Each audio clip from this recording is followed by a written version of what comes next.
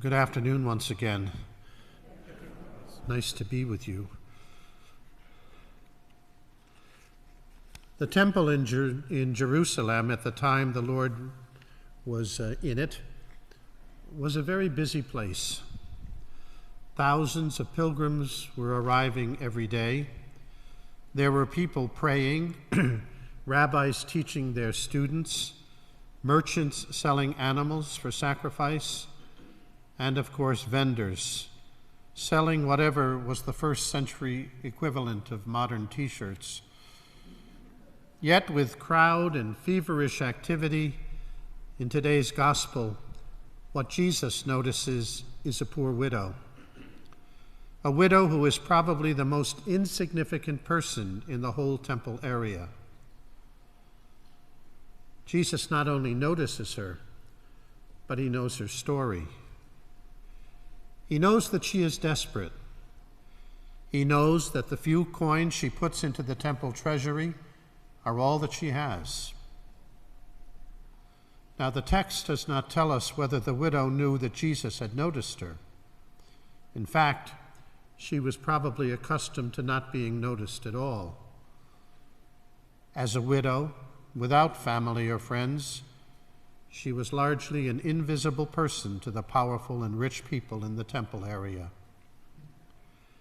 And yet she pushes her way through the crowd in order to reach the treasury and offer her 2 small coins. She believes that God will see her act of faith, small as it might be. And Jesus sees her. God sees her and loves her. You see, this gospel tells us that we are never invisible to God. When we find ourselves in desperate situations like this widow, we are tempted to say that nobody knows my pain. No one understands my struggle. Nobody sees the burden that I carry. And this gospel is telling us that God indeed sees our burden and loves us.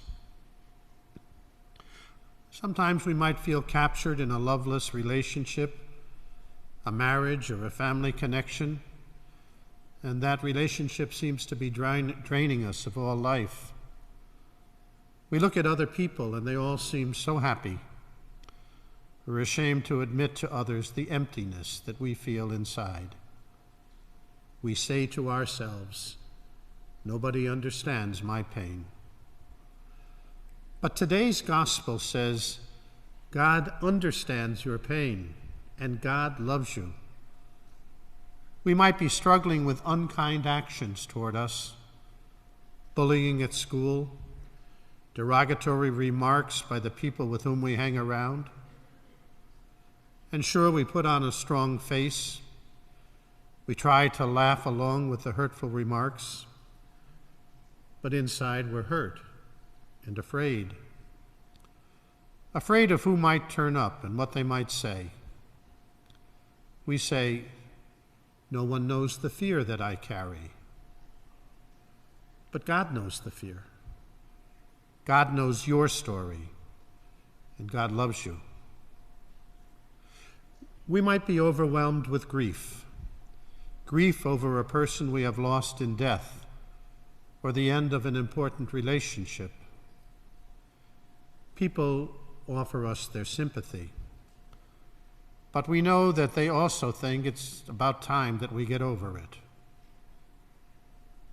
But we really can't get over it, can we? And so we take that grief and we bring it inside and we carry it alone. And no one seems to notice. But this gospel today tells us God notices. God knows all about it, and God loves you. Here's the point that I'm trying to make today. We are never invisible to God. Indeed, God sees the burdens that we carry, and God loves us no matter what. And therefore, when you and I find ourselves in desperate situations like the widow, whatever small steps we can take toward life, whatever weak faith we can offer, whatever small coins we can give, all of these things are of great value, and we shouldn't delude ourselves into thinking that they're not, because God cares, and God appreciates. God sees what we do. He knows our heart, and He loves us. And because if God sees us and God loves us, that means that you and I can have hope. And hope is what strengthens faith. Faith is not what strengthens hope. Hope is what strengthens faith. So this weekend, as we listen to this gospel story, let us be a people of hope, knowing that God sees us, knowing that God loves us, and knowing that God is there for each one of us.